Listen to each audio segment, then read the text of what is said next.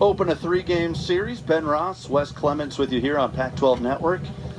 And Trent Sellers completing his warm-up tosses as he'll head back out for his third inning of work. Face the 8, 9, and 1 hitters for the Cardinal. Trevor Haskins, Owen Cobb, and Eddie Park. And Wes, we talked about it in the opening. You know, it's early in the season, but this feels like a big series. Two of the top teams, maybe the two top programs in this conference right now. They're both coming off a series loss last weekend, so they're 1-2. One of these teams going to be 1-3 at the end of tonight. You are correct. And another big series down in Westwood with Arizona hooking up with UCLA, and through the 6 innings, top of the 6th inning, Arizona's trailing that game 5-1. Wildcats coming off that sweep last weekend against Cal. Coming off 9 wins in a row. That's right. They're atop the Pac-12 standings as here's the 0-1 pitch to Haskins, and it's 0-2. Well, we talked about Sellers and some of his control issues this year in the open or at the top of the broadcast, but haven't seen it yet tonight. He's been dialed in.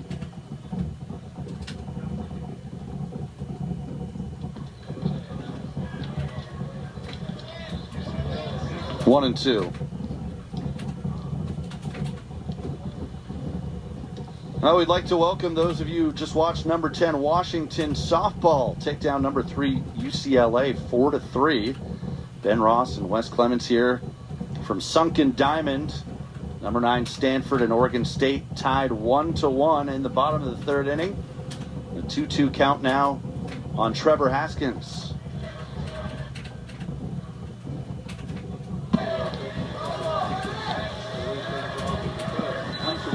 A swing and a miss. That's just a fastball on the outside part, and that's what they would call a tardy swing, meaning a late swing on a fastball. That's the second strikeout tonight for Sellers, who we mentioned had 35 through 17 and a third innings coming into tonight's game. That's better than 18 Ks per 9, which was second best in the country. He's got 37 now for the season. And here's Owen Cobb, the number 9 hitter for the Cardinal. Shows bunt, takes ball 1. Oregon State took the lead in the top of the second inning on an RBI single from Mikey Kane. Or check that, from Tanner Smith. And then the solo home run from Braden Montgomery in the bottom of the second tied it for the Cardinal. 2-0.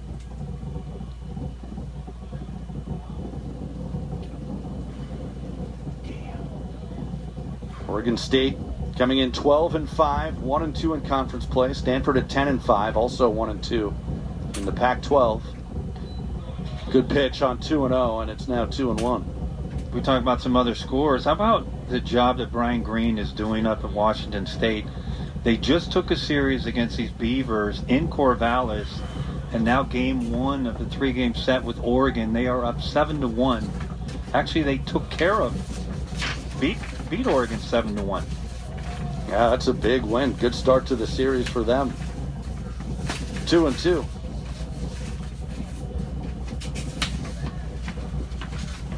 Arizona State a 9-7 win over Utah. Grounder up the middle, ranging over. Tough play by the shortstop Dernetti, and that's going to be an infield single.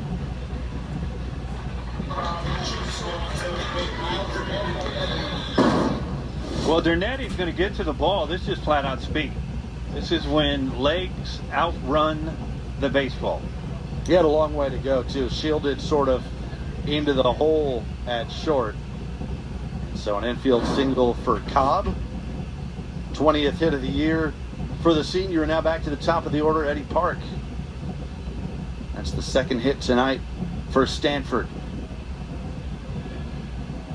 Park lined out to center field his first time up. Swings at the first pitch and a perfect hit and run. First to third for Cobb. Runners on the corners for Stanford with 1 out.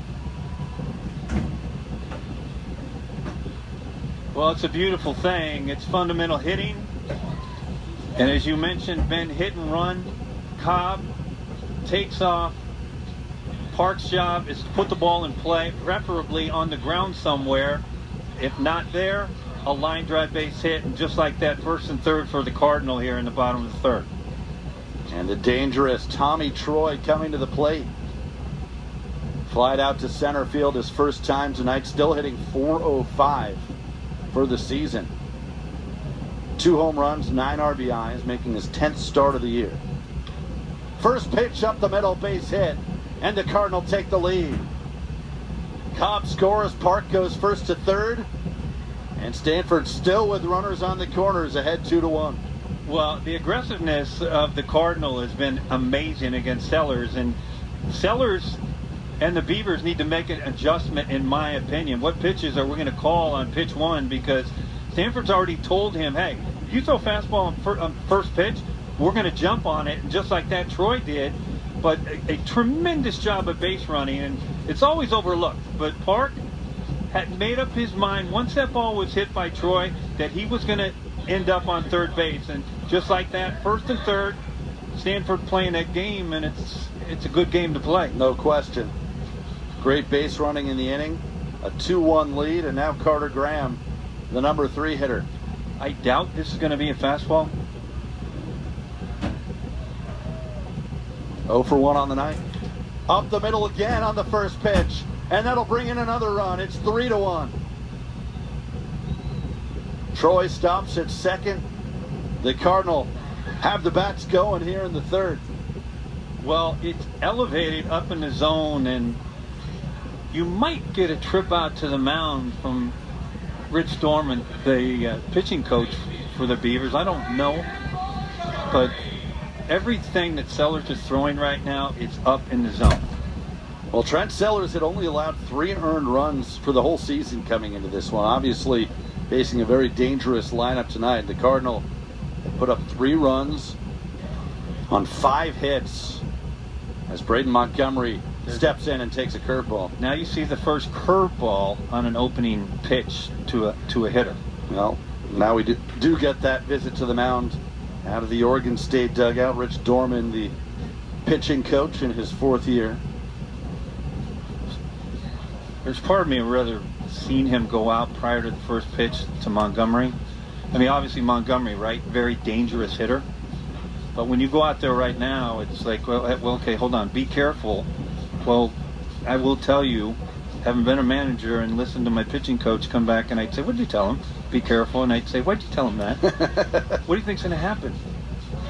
When you try to be careful as a pitcher, you end up bad. And bad meaning a location that's bad.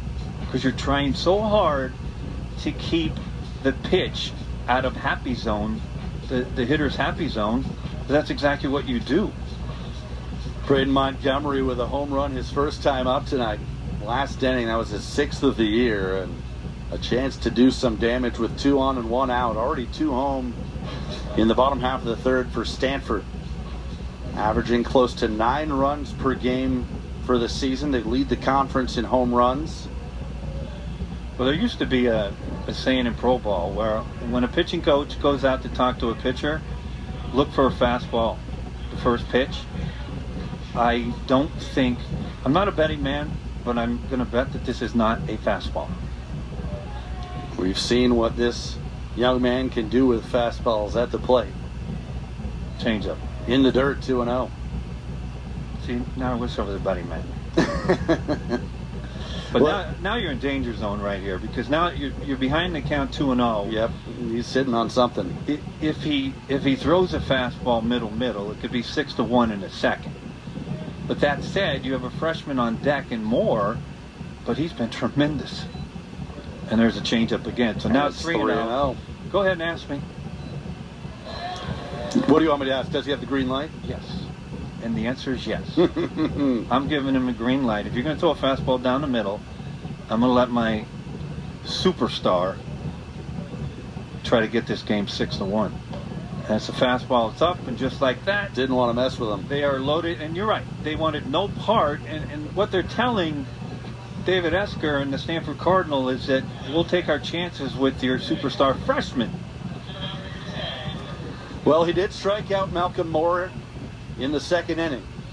Moore 0 for 1 tonight, but still having a great season in his freshman campaign. You see the numbers, 328 with 5 home runs. And some might say, well, you can end the inning double play. Yes, because Moore doesn't run that well. But if you miss with this freshman, he can make it 7-1. That's a changeup. And he jumps ahead 0-1. Important to get ahead. With the bases loaded, 1 out. 3-1 Cardinal in the bottom of the third. Sellers has been so dominant this year. Came in with a 1.56 ERA. That one off the fists. Caught in the air at third base. Throw back to first. It's a double play. And that ends the inning. Wow, Kane made the catch at third. And Montgomery got caught too far off of first base. All things considered for Oregon State. Fortunate to only give up the 2 runs. We'll head to the fourth, 3-1 Cardinal.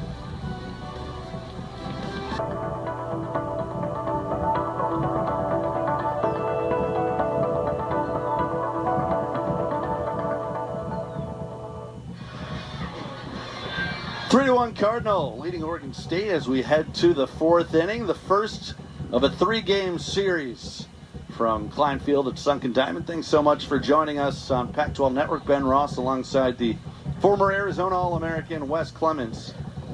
And it'll be the 4, 5, 6 hitters coming up for Oregon State. Garrett Forrester, Ruben Cedillo, and Mikey Kane trying to solve Quinn Matthews. They have put up a run tonight. It was unearned. And the senior left-hander for the Cardinal going back to work. Ball 1.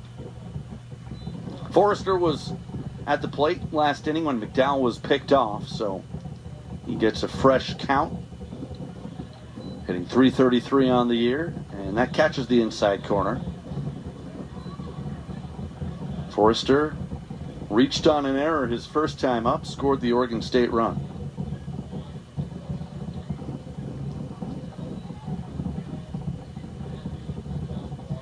1-1 pitch. Big bender pulled foul. Well, we talked about Quinn Matthews, right? Early in the game, just start through fastball, changeup. Now he's mixed in the slider last inning, and there you saw the curveball. He's been excellent this year. 3-1, tied for the most wins in the conference, and that is his 6th strikeout of the night. That's just a fastball right down Broadway, and Forrester a little bit tardy. This was a look at the double play from last inning. You know, Oregon State, again, they're down 3-1, but it could have been much worse. You talk about the bases loaded, 1 out in the bottom half, and fortunate they're still within striking distance here. Well, and bringing Montgomery at first base is the last person, right, in the lineup that you would think would get double off first on that ball. Yeah, not a good base running play there. Yeah, he'll be upset about that one. He'll be the first to tell you, my bad. Ruben Cedillo steps in, takes ball 1, and now 2-0. Cedillo, a strikeout victim, his first time up tonight, hitting .209 on the year. What is Quinn Matthews? He just was upset and missed that throwback from Moore. You can see him right now. Yeah. He's not happy. He's a quick worker. 2-0 pitch. Fouled away. Well, we talked about Matthews last year as the Sunday starter at Stanford. He was terrific last season. Went 9-2, a 3.08 ERA. Also had 9 saves. Led the team in both wins and saves. And out in front on the 2-1 pitch, even at 2-2. Well, you can see his repertoire. It's sensational. I mean, he's got a fastball 91 and 94. He's got the slider. He's got the curveball, but he's got a tremendous changeup as well. 2-2 pitch. Just missed, 3-2. He's got the size too, right? 6'5". You can see why he was drafted by Tampa Bay this year in the 19th round, elected to come back to Stanford. Expect him to certainly go higher next time around, as that one fouled at the plate. You know, you mentioned 6'5". I was in South Korea last year for too long, 11 months coaching over there. But you know, they measured this, right? Yeah. I always thought I was 6'4". I was 6'5". There you go. You got an inch. I had no idea. Another 3-2 pitch. In the air, deep to left. This could be trouble. Way back and gone. Ruben Cedillo with his first home run of the year. And it's 3-2.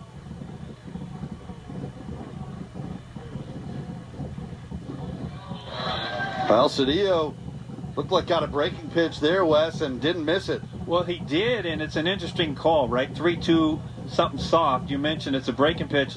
It's on the outside part.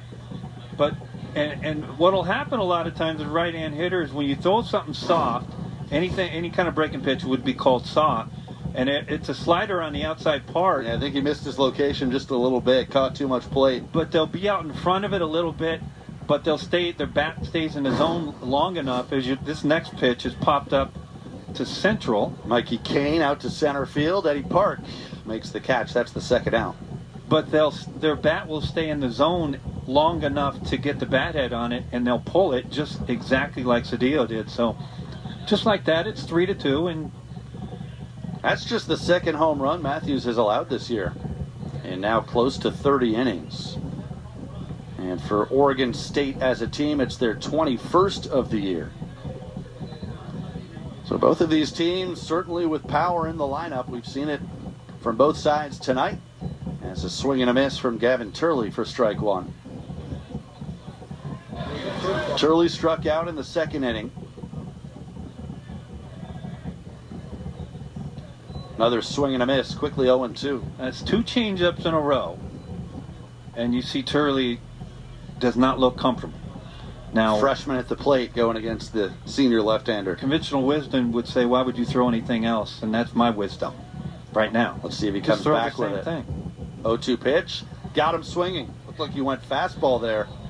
He did. Picks up another strikeout. That's his seventh.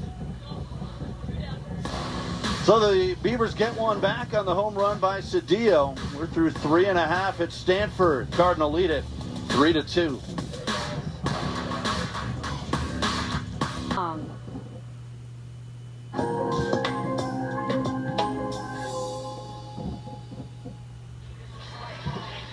Bottom of the fourth inning at Stanford. The Cardinal leading it 3-2 over the Beavers. First of a 3-game series. You see the line score there. 2 runs, 3 hits for Oregon State. 3 runs on 5 hits with an error for Stanford.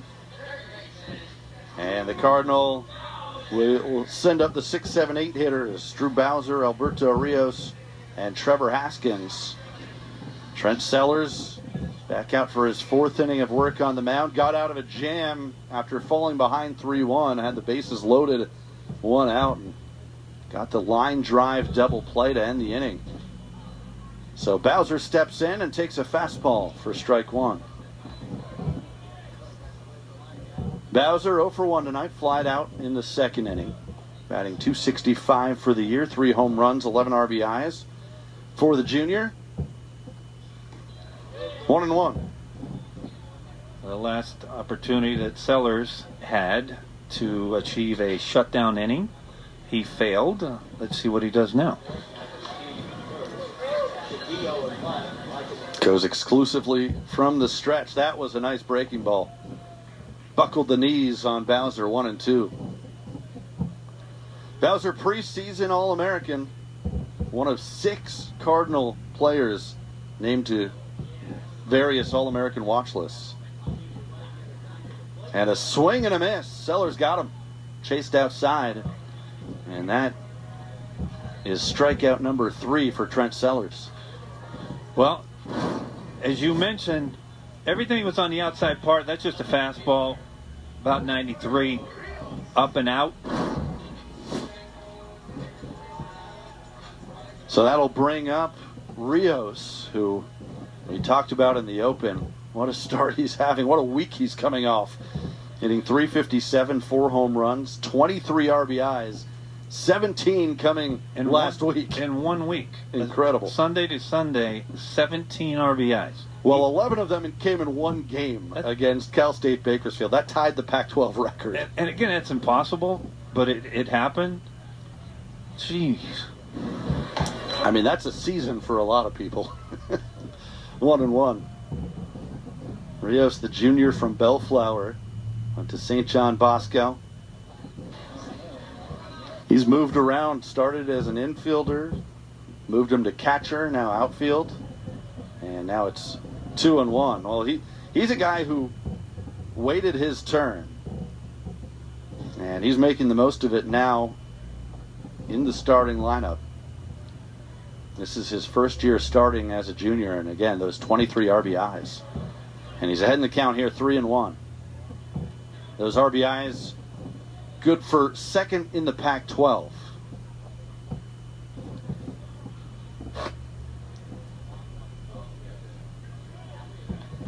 Trevor Haskins waiting on deck.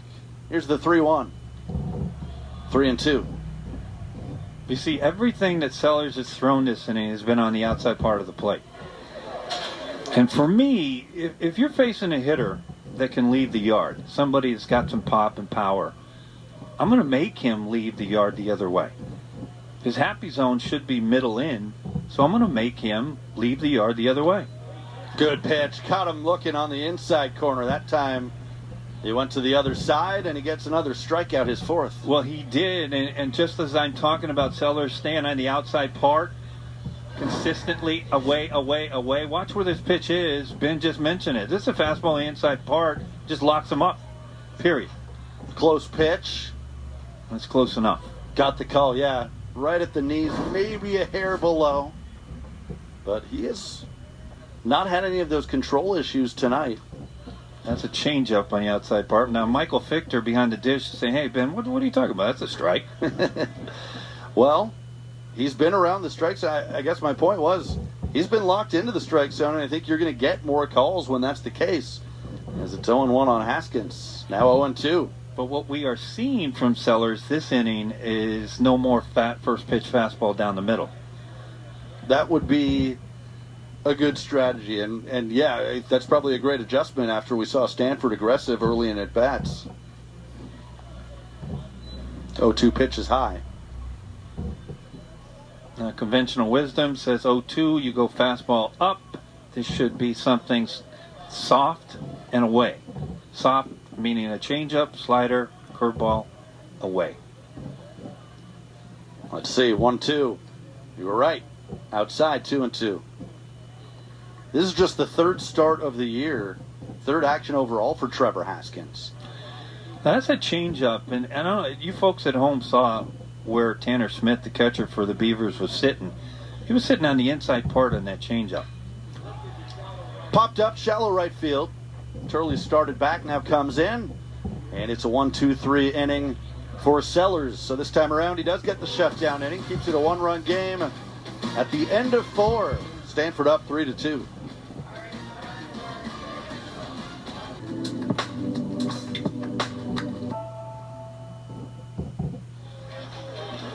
Welcome back to Stanford. We head to the top of the 5th inning. Cardinal leading the Beavers 3-2. Hope you're enjoying your St. Patrick's Day. Great night here for baseball on the farm as these two powers on the West Coast open a 3-game series. Now, annually, right, people drink something that's green. It's got to right? be green. Yeah, but who would drink something green? I mean, really. Tanner Smith leads off and pops this one up. Foul territory. Long run for Cobb, and I think that's going to get out of play. Well, we'll see if maybe we'll get you something green after the game. No. Unless it's money. There you go. If it's money, then yeah, you can go ahead and do We'll it. say no to that. Now, people are saying, well, what do you mean who drinks something green? Well, it would be people that wouldn't eat beef, right? They would drink something green. Don't they dye like the river? Whoever does this in Chicago, don't they dye the river green for St. Patrick's Day? I don't know. I don't know who they would be. You know, it's one Somebody place does it. I've never been is Chicago. Really? Never ever. Nope. Not even get to Wrigley Field. Negative. 2-1 the count. Smith 1 for 1, RBI single, lays down a bunt foul. And it's 2-2. It's a good idea right there. 2-1 count. He's heading to count. Unfortunately for him, it's a breaking ball, but with Drew Bowser back at third base, it's a great idea. 2-2 pitch from Matthews. Swing and a miss. 8th strikeout for Quinn Matthews. The changeup on the outside part. Boy, has he been so good tonight with this changeup on the outside part.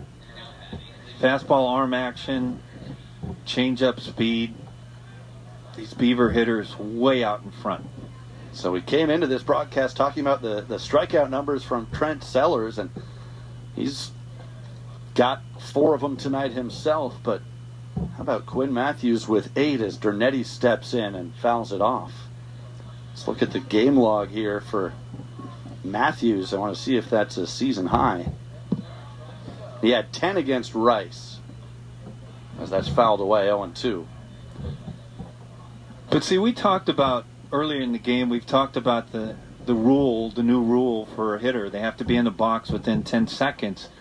But with somebody who's working as quick as Quinn Matthews is working, the defense as a hitter is sometimes to step out of the box, take a little bit more time, and try to throw off the rhythm of Quinn Matthews. Right. No longer can do that. Yeah, Matthews is certainly in a great rhythm right now, and he is working quickly. 1-2 pitch. Fouled away. Matthews, the senior from Aliso Viejo, California. I mentioned he was a 19th round draft pick of the Tampa Bay Rays in last year's draft, elected to come back to Stanford. Pac-12 honorable mention last year, second team all-region. Preseason All-American this year and on the Golden Spikes watch list. Little chopper foul past first. Well, when you think of Quinn Matthews, right, his last 2 years, he's had trips to Ameritrade in Omaha. That's right. The College World Series. I mean, David Esker's done a tremendous job since taking over the helm 6 years ago. But last year, how they got there was amazing. They won 5 straight elimination games. Incredible. 2-2. Yeah, this team has made back-to-back College World Series. As you mentioned, David Esker just done a great job at his alma mater. Coach of the year in the Pac-12 last year. Now 3-2. This is a pretty good at-bat here from your number 9 hitter, Dernetti.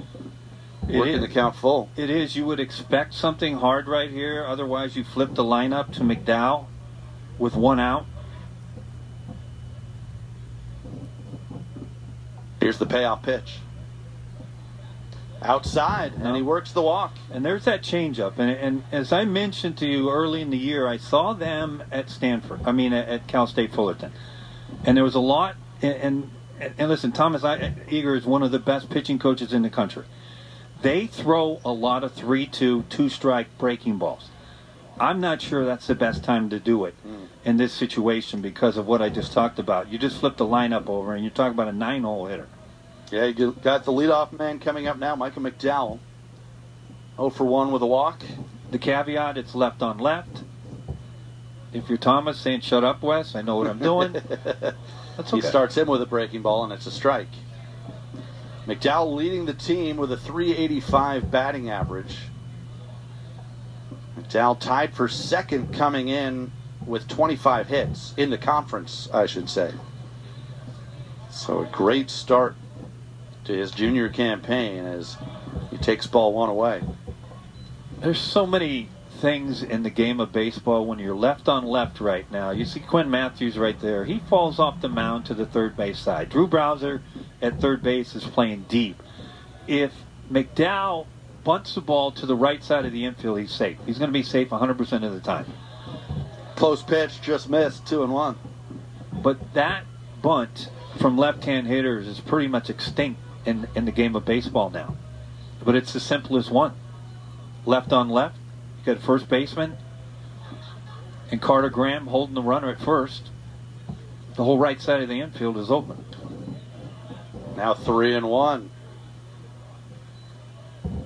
Travis Bazzana waiting on deck.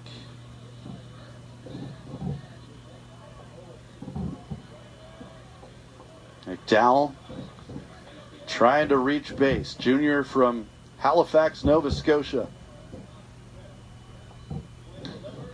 And back-to-back walks from Matthews. So Oregon State now with 2 on and 1 out, and here comes Bazzana. We talked about Stanford in their problems this year with base on balls, and notably Quinn Matthews. And as you see Thomas Eagers going out to talk to him, but we talked about it early, how good he was, and he was real good at throwing strikes when he was just throwing 2 pitches, right? His fastball and changeup. But now we've started to mix in the slider and the changeup, and unfortunately, regardless, if you're a great power hitter, you might not have any home runs for a couple weeks, but then it comes, right? If you're having control problems, it just doesn't go away. And it's here right now for Quinn Matthews. Yeah. Well, we'll see if we start to get some bullpen action. You see the pitch count up at 87. And a big spot here, the number 2 hitter, Travis Bazzana, coming to the plate. He's been slumping, but you know that's going to end eventually. A talented hitter. Interesting, Oregon State goes lefty-lefty to start their lineup. The first 2 hitters left-handers, and then the rest all hit right-handed. So you do have the lefty-lefty matchup again if you're Matthews. Well, it just shows you Mitch Canwa, the head coach for the Beavers, it doesn't bother him one bit, left on left, and it shows the confidence he has in McDowell and Bazzana. Big at bat here for the sophomore Bazzana. And he takes ball 1. Bazzana has struck out both times tonight. Trying to do some damage here with 2 on and 1 out.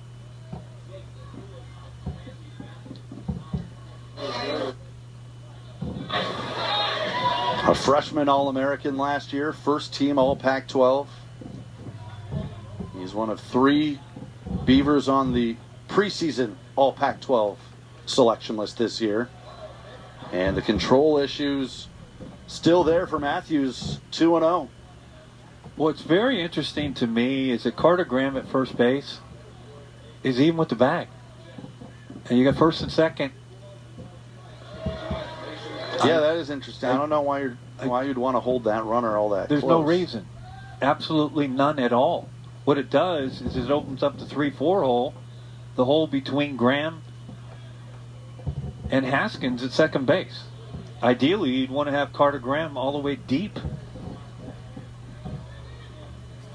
You see the defensive alignment there. Playing Bazzana to pull. 2-1. Fouled back. 2-2. Look at Bazzana. His reaction after he fouls this pitch off. Very frustrated. He thinks he got a pitch he could drive.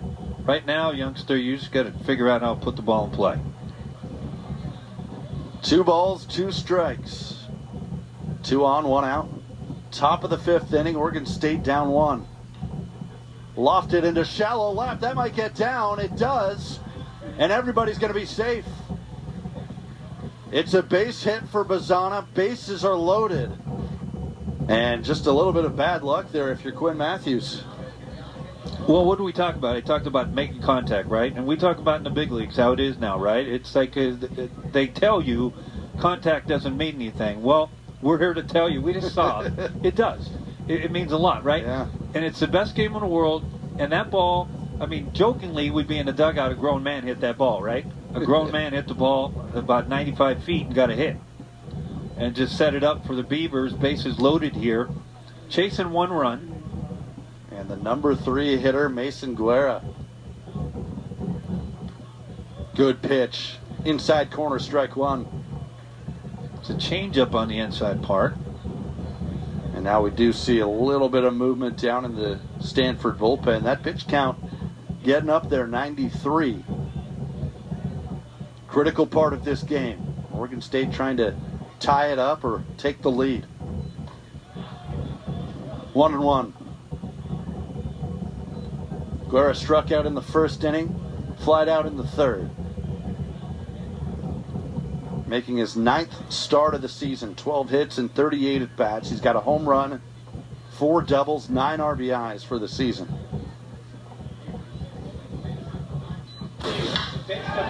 Fly ball right field, hit pretty well. Montgomery chases down the line in the corner, and it gets down for extra bases. 1 run will score easily. Now the back runner is hung up, and Oregon State is going to have 2 runners at third base. Stanford, can they execute the rundown? They can. Tagged out, and so 1 run scores on the play. We're tied at 3, but boy, the Beavers with some base running issues there probably should be ahead in this game. Well, they should. It's Bazana who was at first base, and he blindly just keeps running. And again, you got to run with your head up. Ryan Gibson's the third base coach for the Beavers. I think McDowell maybe was trying to tag at second, because when that ball got down, he was barely at third. And I think you're right. Between that and Bazana just running all the way, that caused the issue. If you're a youngster out there playing baseball and you're a base runner, the runner in front of you is the most important thing to remember. Run with your head up. And when you run with your head down, things like this can happen. Well, here's Garrett Forrester, second and third now with 2 outs. And strike 1. Talk about a big play in a game. Yeah, that could be huge. I mean, because not only is Oregon State not ahead, it's the second out of the inning, and Matthews a chance to get out of this inning tied. Well, McDowell going back to tag is a problem. Because at that ball right there, you need to be halfway. Yeah. Even if he catches the ball, and he, meaning Montgomery in right field, you still have time, regardless of the tremendous arm, to go back and tag and go. So that problem was created by McDowell at second base. To your point, as you see a changeup for a strike to go back to tag, he went back to tag rather than be halfway. Well, and then the other thing I would say, Wes, is there's 1 out in the inning. So if he makes the catch, that's the second out. It's always nice to get the extra bag, but it's not as big a deal to get to third base with 2 outs. It's not at all. You've got to score on that one. 1-2 pitch, just missed, 2-2. Well, still not out of the woods yet. Forrester, a dangerous hitter. A chance to give Oregon State the lead. He's 0 for 2 tonight. Came in batting .339 on the year. This will be pitch number 101. And it's fouled away. But these are the things you talk about. As a baseball player, the longer you stay in a game, your computer starts getting filled up with different things. And before every pitch, whether you're a base runner, a defender, or wherever you're at on the field, it's what am I going to do if this happens? And as long as you're thinking like that on the field, what you just saw from McDowell will not happen. And he'd be the first to tell you. Because Mitch Canwell's going to ask him when he comes into the dugout, what were you thinking there prior to that pitch? Do you know how many outs there were? Well, he might have forgotten how many outs there were. Maybe he thought there were no outs, and he was going to try to tag up and get over to third. So there's a lot going on, but the computer is always working whether you're on offense or defense. Or let me put it this way, it should be. A lot of times it's not plugged in. 3-2 pitch is popped up. Who's going to take it for the Cardinal? It's the second baseman, Haskins, and Matthews gets out of the inning, giving up just the 1 run. So the Beavers tie it, but they leave 2 halfway home in Stanford, 3-3.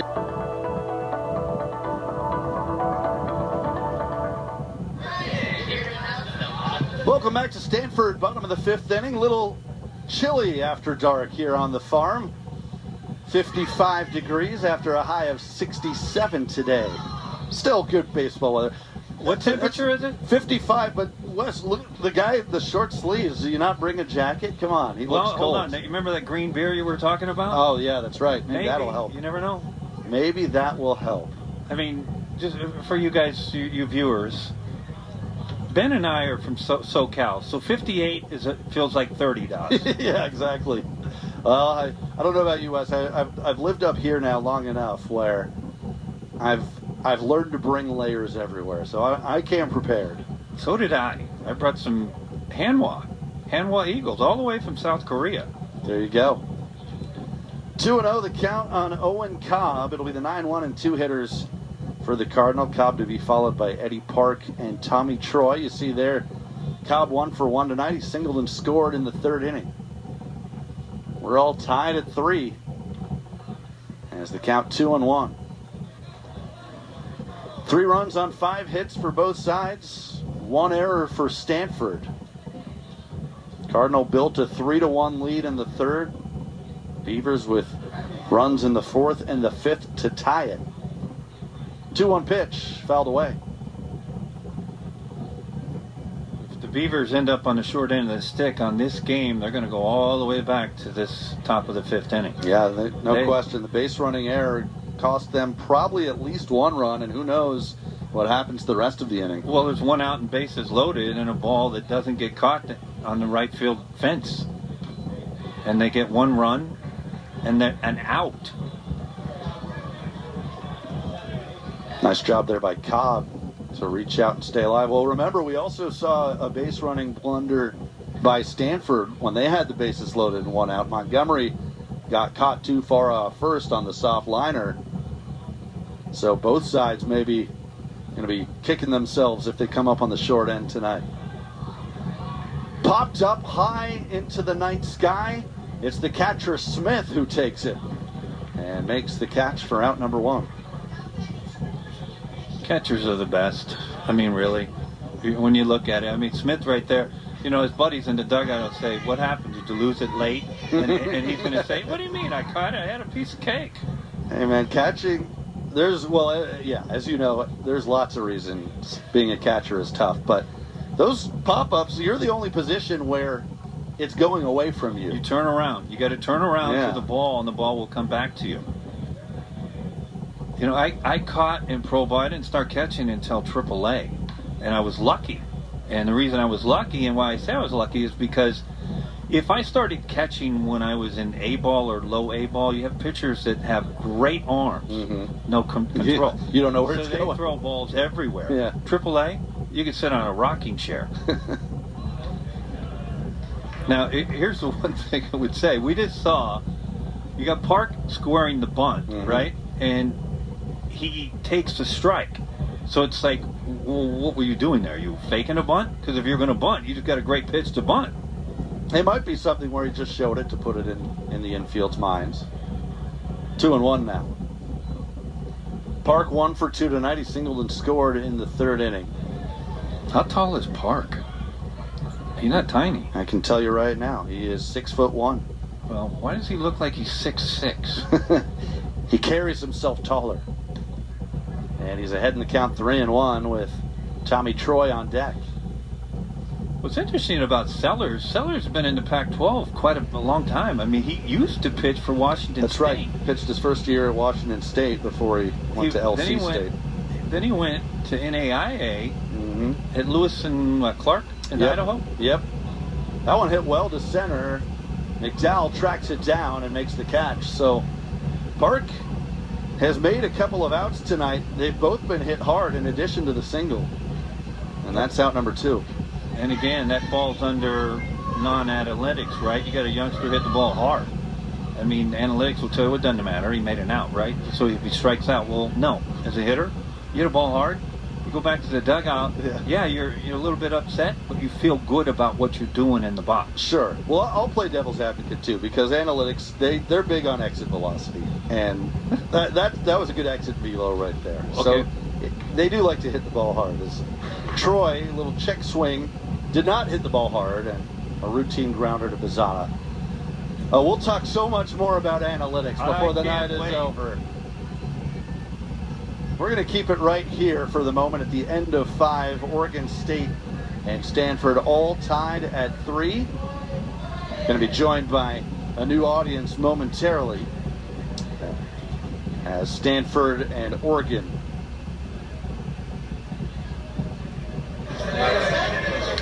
We'd like to welcome those of you who just watched number 7 Stanford softball get past number 20 Oregon. Ben Ross, Wes Clements here with you at Sunken Diamond. The number 9 Stanford baseball team all tied 3-3. We're through 5 innings as the Cardinal back out in the field and getting ready for the top of the 6th. This is game number 1 of a 3-game series between two of the top programs on the West Coast. The Cardinal coming in 10-5 on the year, 1-2 in conference play. Oregon State at 12-5, also 1-2. And of course, as we've talked about, this is a rematch of last year's Pac-12 title game, which Stanford won 9-5. So both of these teams with high expectations this season. And it's still early in the year, but it's a big series when you talk about the fact that both teams lost their opening conference series last weekend. That's Quinn Matthews on the mound for Stanford, going back out for his 6th inning of work. You see the pitch count at 103, so there is action in the Cardinal bullpen, and we'll see how many batters he gets. He's through 5 innings, 3 runs, 2 of them earned. 8 strikeouts and 3 walks for the senior left-hander. Well, he's done a really good job, and his job, a good job from a pitcher is, can you get through 6 innings? We're going to find out, but he's in game 1 of a series is ideally for a skipper and David Esker and Thomas Eichert. You want to save your bullpen, right? You have 2 more games. Exactly right. Well, Ruben Cedillo at the plate. He homered his last time up, his first of the year. 1 for 2 on the night. He's behind in the count here, 0-2. It'll be Cedillo followed by Mikey Kane and Gavin Turley. 5, 6, 7 hitters for the Beavers. Oregon State coming off a 48-18 season last year, a trip to the Super Regionals. Stanford, of course, making their 2nd straight College World Series a year ago as strikeout number 9 for Quinn Matthews. Just a tremendous changeup on the outside part right there. Well located. But the deeper, we're going to get a look at this changeup. It's a 1-2 count. The location is just perfection on the outside part. And that'll bring up Mikey Kane. So we told you Matthews season high for strikeouts, 10. As that misses for ball 1. Let's see if I can find his highest pitch counts. He's a guy who will go deep. He's thrown 117 this year. That was against Cal State Bakersfield. 2-0 on Kane. Well, if we're going to talk about bullpens, Oregon State, as this game is 3-3, and we've got 4 innings left in this game. But the Beavers' bullpen has been sensational this year. That whole pitching staff has been phenomenal. We talked about coming in at 2.68 ERA, 2nd in the conference, 7th in the country. Yeah, so I would say advantage Beavers. The deeper this game goes, and it's locked up at 3. That's in there for a strike to Kane. It's 3-1. Pitch number 112 from Matthews. And now it's 3-2. Stanford came in with a team ERA of 5.08. That was 9th in the conference. Payoff pitch on the ground to the left side and through into left field for a base hit. That's the 2nd hit of the night for Mikey Kane. He's 2 for 3. And that'll bring up Gavin Turley. Well, I'm not even sure if Cobb catches his ball, he's going to get Kane at first base. It's a changeup on the outside part, and there's a lot of times you can start falling in love with a pitch, right?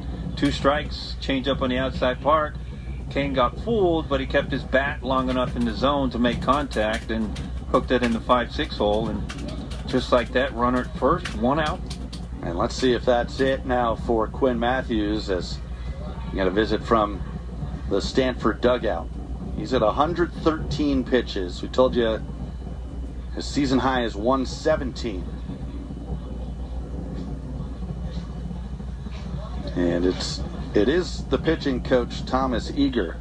So perhaps not making the change yet.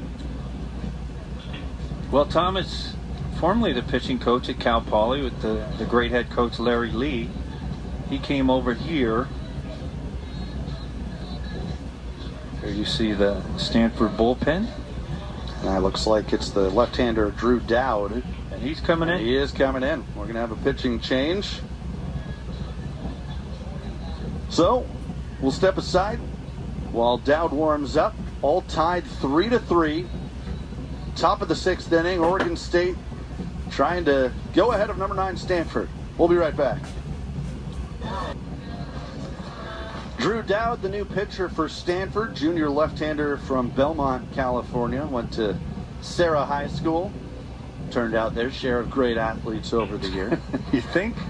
Dowd making his 7th appearance of the season, his 4th out of the bullpen. 0-1 with a 4.61 earned run average. 12 strikeouts, 10 walks in 13 2/3 innings. And he'll come on with a runner on first, 1 out, in a tie game here in the top of the 6th, 3-3. He'll be facing Gavin Turley, or at least that's who's scheduled to hit, and it looks like he will take his at bat for Oregon State. So there you see Quinn Matthews. He goes 5 1/3 tonight. Won't get the win. Could still potentially get the loss. Dowd will try and get him out of the inning as Matthews responsible for Kane, the runner on first. That's an unwritten rule if you're just watching baseball for the first time. The starting pitcher comes out of the game. You see he's got his head down. The last thing he wants are his teammates to come over and say, hey, good job hanging in there, all that kind of stuff. Just stay away from him. And on top of it, he's left-handed. All right, so left-handed pitchers, even more so. Final numbers on Matthews, or I guess they could change with the runner at first, but 5 1/3 innings, 3 runs, 2 of them earned. He had 9 strikeouts and 3 walks, gave up 6 hits. So, all things considered, a pretty solid outing for Matthews. No, it's a great job. I mean, listen, when you're playing Oregon State and it's 3-3, you left the game, it's 3-3. Obviously, you see him with some encouragement for Dowd, but when you can get through 5 innings, give up 3 runs against somebody like Oregon State, job well done. And yeah, look, we've talked about Oregon State struggling a little bit recently at the plate. They're still averaging 7.5 runs per game for the season. It's still Oregon State. They got That's some all bats. I can tell you. It's still Oregon State. So here's Gavin Turley. You saw 0 for 2 with the 2 strikeouts. He's probably happy to see a new pitcher in there. Swings at the first pitch and fouls it away.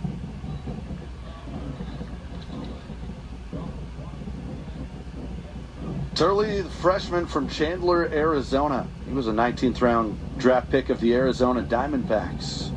After high school, elected to head to Oregon State. And Dowd will throw over to first, check on Kane.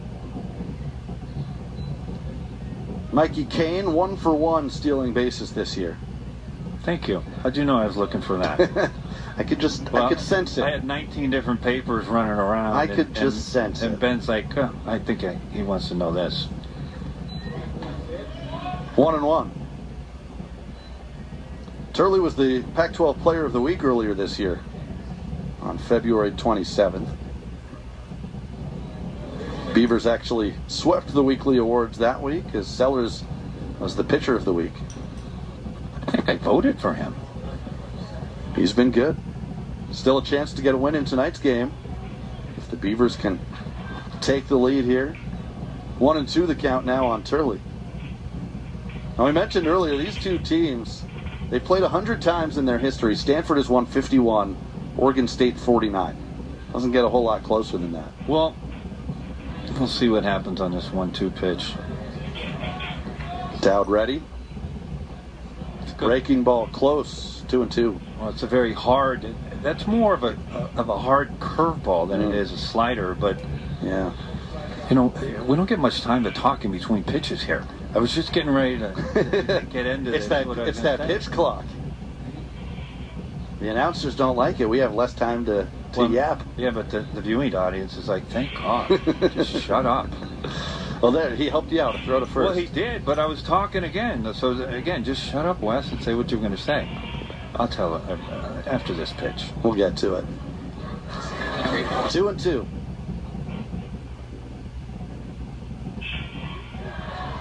Another close pitch. Now, Tough take. I will tell you this.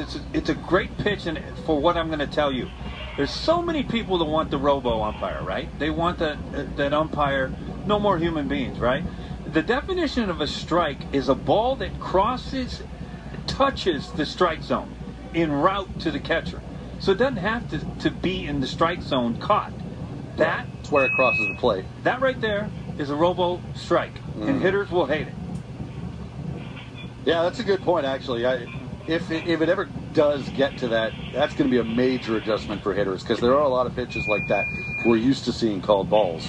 It's going to be horrendous. Well, that's ball 4.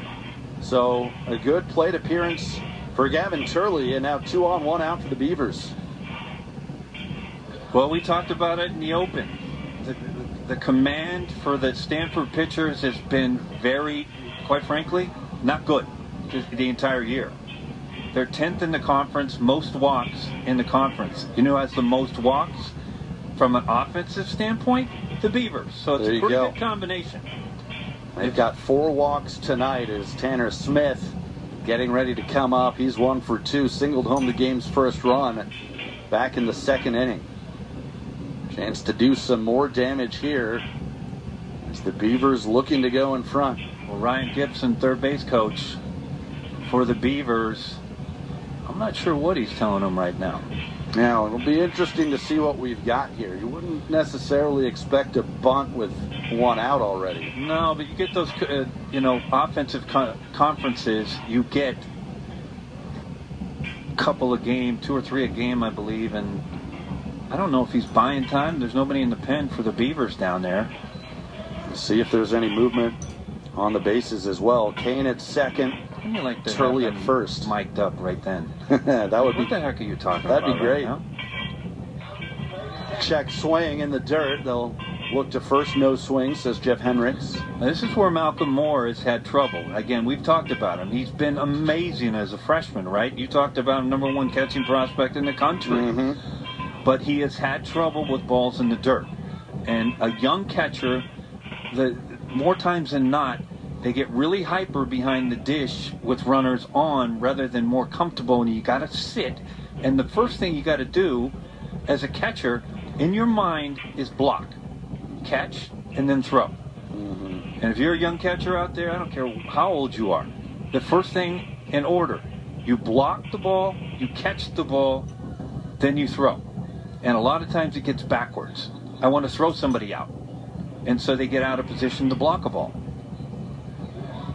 1-1 pitch. High in the air, shallow left field. Cobb going out, still drifting, and makes the catch in fair territory. And the runners have to stay put. Cobb was going out on that ball. It just kind of was saying like, hey, Rios, where are you? Yeah. Because it's like, I'll run, I'll go 55 yards, but where are you? Typically, the easier play is coming in, but at the same time, at least you avoided any confusion there or a chance of a collision. In Rios' defense, he was more in left center. Yeah, he would have had a long way to go. 2 outs, and here's Kyle Dernetti.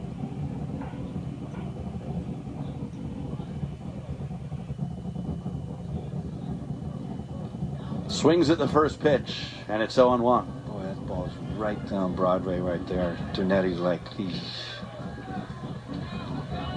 It is a little bit interesting that the Beavers' bullpen is silent. I mean, we're talking, we talked about it earlier. This is a bigger series for Oregon State because it's on the road. It will help their RPI much more than Stanford. Sellers has been efficient, only 69 pitches, so maybe that's part of it. They're going to give him at least another inning, as long as he remains effective. Well, that one's in the dirt. If they could hear me, I'm sure Mitch Cannon was saying, hey, Wes, check his ERA. It's less than 1.6. Check his strikeout per 9 inning rate. He's been pretty good, so no. Yeah, Trent Sellers, we talked about, coming into the night, had 35 strikeouts in 17 1/3 innings. Better than 18 Ks per 9. But all that said, and again, I'm just speaking from a skipper mentality, right? You're thinking, okay, to your point, it's not pro ball. And most of the time in college, you don't have 10 standouts, right? So your best is your Friday night guy. In pro ball, you might have somebody up just playing catch. Sure. Because it's a 3-3 game and you're going to the bottom of the 6th. But to your point, in college, he's your Friday night start. He is their best bet. He's your stud. 2-1 pitch on the inside corner, 2-2. Well, it's a good point because I think we've seen in Major League Baseball, another one of the trends is teams are quicker and quicker to go to their bullpen. Well, I kind of like in college that you stick with your starter. You're going to open that can of worms? How many can of worms are you going to open up? This is only game 1 of a 3-game set. We got plenty of time this weekend. Boy, blood pressure thing, huh? Line drive, foul. Jeez. It's a good thing I don't have high blood pressure because you'd be putting me through the roof. You might after tonight. Yeah. I apologize in advance. This is a big at bat. Oregon State trying to take the lead. They're 3 for 7 with runners in scoring position tonight. Stanford 2 for 3. 2 out hits. Another 2-2 pitch from Dowd. And another foul ball. So Dernetti is up there battling. Dernetti, the junior from Tualatin, up in Oregon.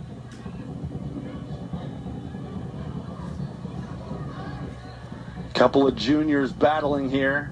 Top of the 6th inning. And another 2-2 pitch from Dowd.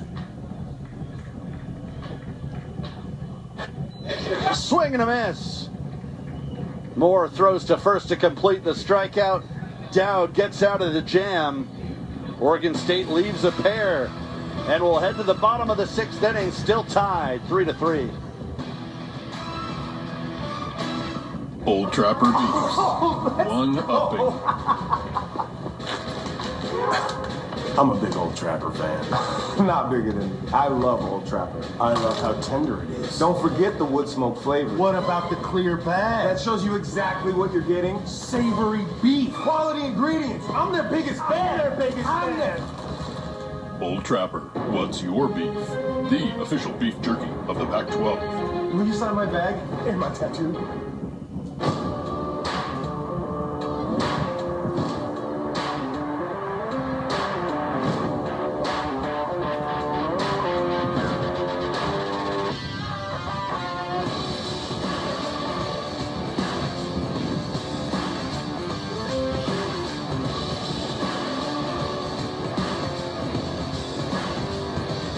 Pacific Premier Bank, official bank of the Pac-12 Conference. Pac-12 baseball is presented by Watch Sports, the official live event guide of the Pac-12. Download today. We move to the bottom of the 6th inning at Stanford. Cardinal and the Beavers all tied 3-3 as we open a 3-game series. Trent Sellers back on the hill for his 6th inning of work for Oregon State. And he'll be facing the heart of the lineup for Stanford: Carter Graham, Braden Montgomery, and Malcolm Moore. 3 runs on 6 hits, no errors for Oregon State. 3-5-1 for Stanford. Been a good game. We expected nothing less between these two programs. 2 of the best on the West Coast. They most certainly were last year. As you mentioned, they hooked up in the championship game of the inaugural Pac-12 tournament. Stanford won that 9-5. Actually, these two teams finished 1st and 2nd in the regular season as well. Cardinal were 21-9 in conference play. Oregon State 20-10. As Graham behind 0-2. Which Stanford earned their preseason number 2 ranking. Absolutely. This team is loaded. They haven't pitched well, and that's the difference. Right. So far, and they'd be the first to tell you. Carter Graham tonight, 1 for 2, an RBI single his last time up. Popped up, foul territory. This might be playable. Smith coming over, can't make the catch. And a second chance here for Carter Graham. Well, here's what I'm going to tell you. Having played first base most of my life, that's first baseman's ball, and that's what I want. I want the first baseman to hustle over there and take the thing away from Smith. As you see Forrester right there with the locks running back there. He probably believes that he should have probably caught it now. we talked about it. You talked about it earlier. The pop-up to the catcher, that ball's going to come back to you. Mm-hmm. And more times than not, the catcher will overrun that. Basically, you have to just take a few steps, stop as a catcher, and then wait for the ball to pick it up, and then you'll just gradually flow right into it. He just overran that. See if Graham can take advantage. Fouled off. But if you're watching the WBC, South Korean catcher against, I want to say it was New Zealand, possibly, overran it. So it happens a lot. Speaking of WBC, this is a lot of fun. It's been really fun. I mean, listen, Edwin Diaz, you're a New York Met fan. I know what you're telling me right now. I mean, it's a freak accident. It could happen in spring training. Right, I mean, that happened during the celebration, which is just awful. In the air to left and hit well. Cedillo back at the track, makes the catch just in front of the wall. Carter Graham nearly put Stanford in front, just got under it. That ball was smoked, folks, and I'm going to tell you, he hit this ball hard, but we talked about, what's the temperature, 50 degrees? 55, 53 maybe now. This ball is in the trees if it's the first inning when the sun was out. This ball's up in the zone. I mean, you know when the ball is hit just by the sound. Everybody in the ballpark, you heard them went, oh.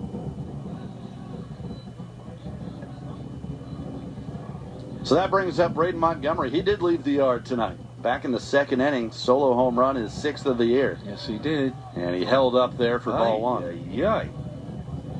Look at the numbers, 426 average. He's now up to 6 home runs and his 14th RBI. This is a guy who had 18 home runs last year as a freshman, a Stanford freshman record.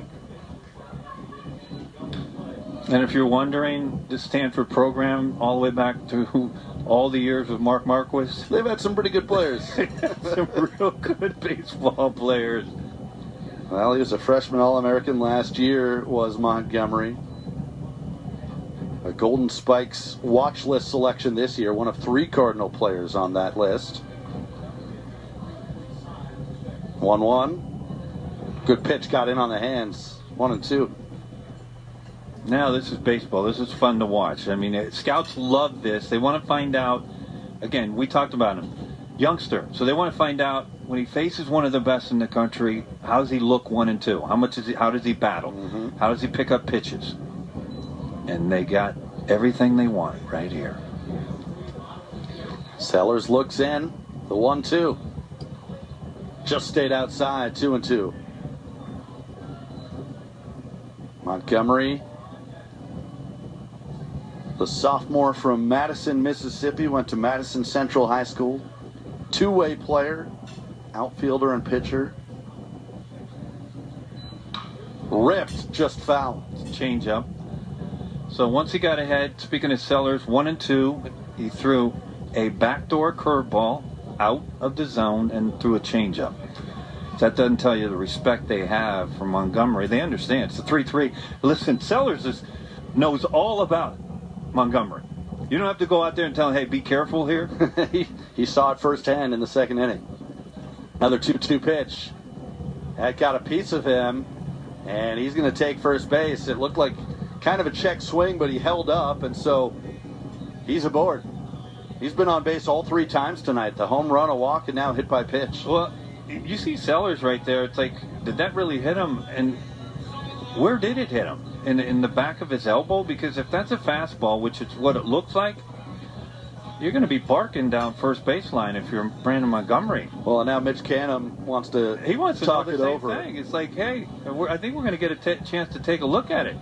Because I will tell you this. If you're Brandon Montgomery, you got to sell this going down first base.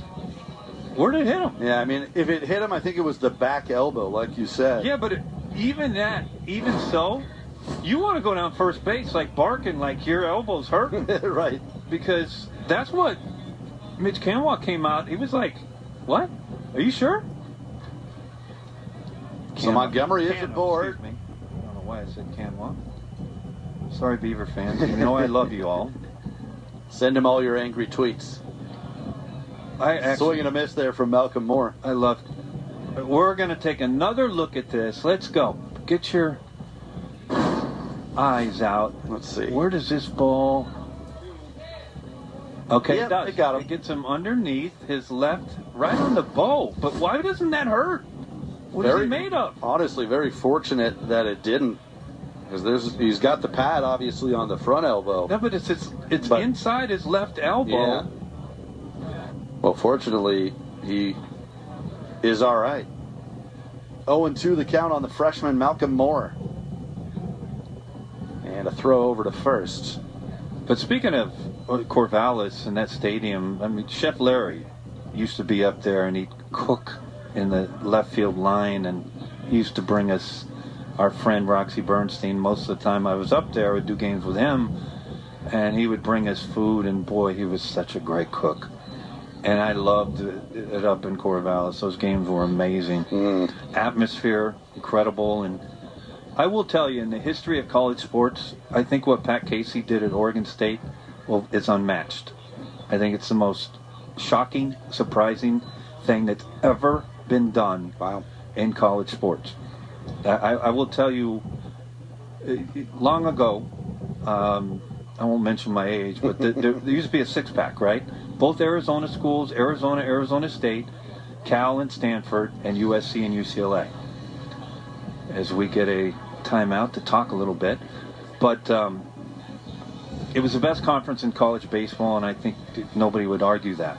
But we never, ever thought the Washingtons, the Washington States, the Oregons, the Oregon States would ever match the talent of all the other schools that I just talked to you. And then Pat Casey took over, and he did something that the first national championship that he won, we were still playing. I mean, we were in pro ball, coaching, managing, all that stuff. We were like, are you kidding?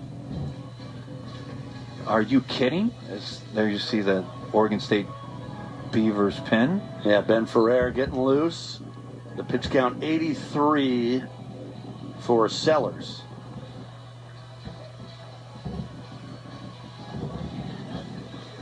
Well, no question. I mean, this Oregon State program now, the 3 national titles, obviously back-to-back in 2006 and 7, and then just a few years ago again in 2018.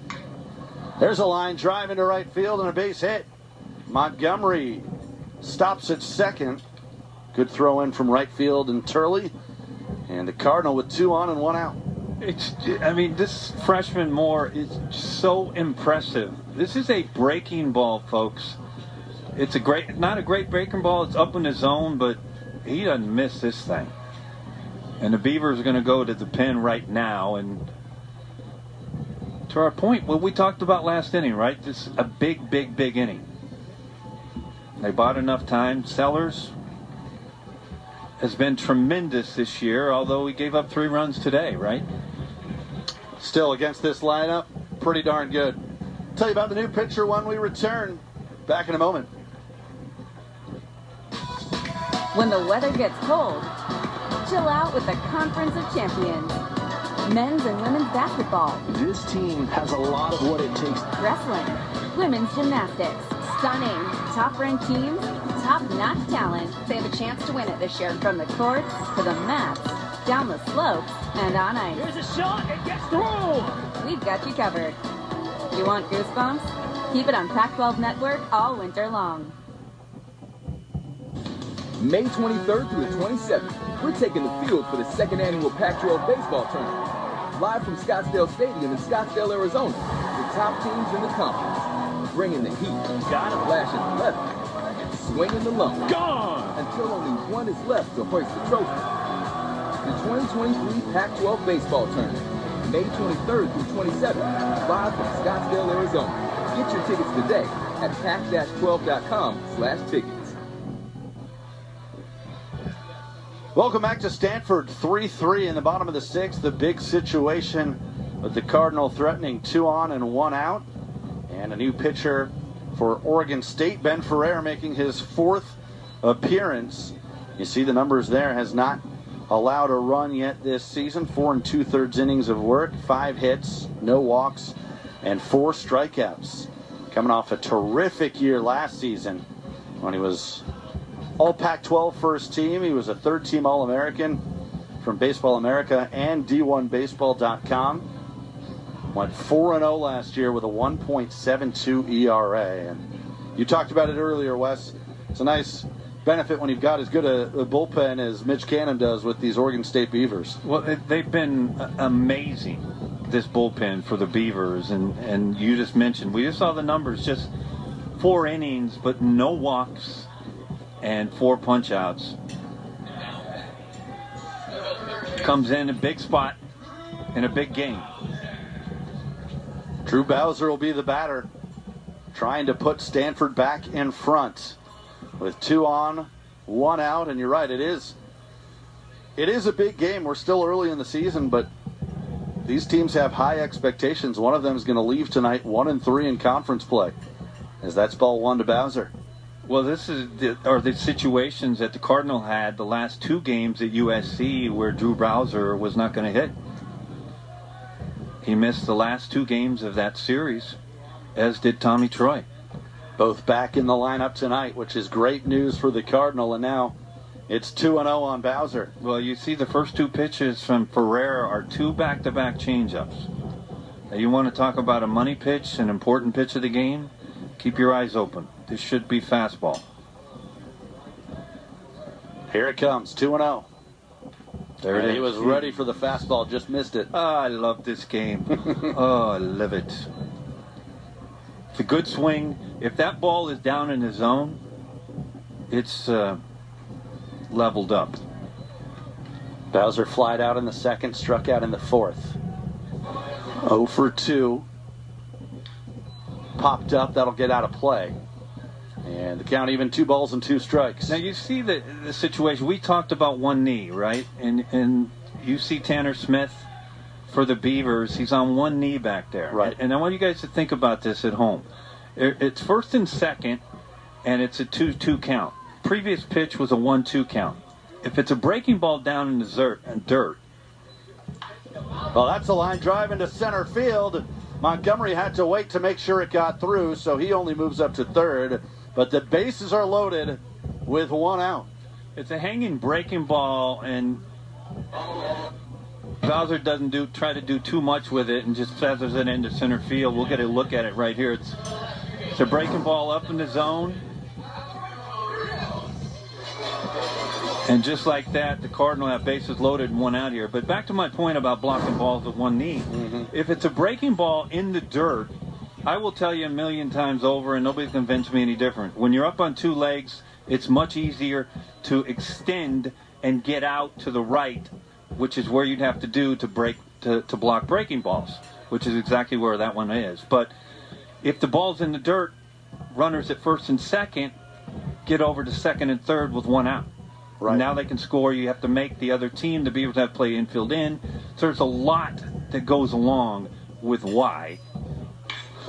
Rios into left field for a base hit. Montgomery scores. Everyone else moves up 90 feet. That's RBI number 24 for Alberto Rios, and Stanford's back in front.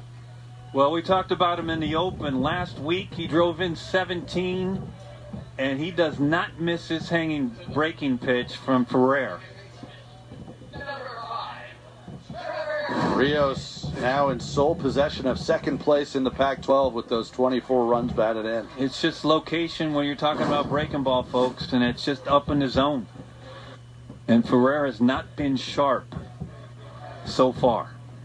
That run charged to Sellers. Much better breaking ball right there. Trevor Haskins takes ball 1. So now Sellers would be on the hook for the loss here if Oregon State can't get back even at least. But first things first, Ferrer trying to limit the damage. Bases still loaded with 1 out. And it's 1-1. Home plate umpire Michael Fichter, in my opinion, has done a good job tonight. And it's happened a lot even in the big leagues where they're allowing catchers to what I would call yanking. And that would mean just yanking a pitch that's a ball and yank it 2 or 3 inches in the zone.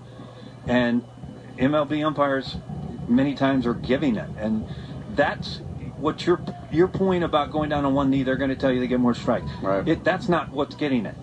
they're allowing catchers to yank now. They're allowing them to yank 2 or 3 inches into a strike zone. Never happened before, but it is now. You see it right there. You see Tanner now Smith. It's 3-1 and nowhere to put him. That is a ball by 6 inches. But you saw Tanner Smith, right? He wants to stick it, and he yanked it back in. Right. It's a good job by Michael Fichter, the home plate umpire. I agree. I think he's been really good tonight. He's been consistent, which is all you can ask for. And the 3-1 pitch in there, 3-2. Haskins 0 for 2 tonight. 0 for 8 on the season. Just his 3rd game. The sophomore from San Jose. Went to Valley Christian High School. Here's the payoff pitch. Chopper foul. Well, it shows the confidence they have in Ferreira on the mound. It's a 3-2 breaking pitch on the outside part.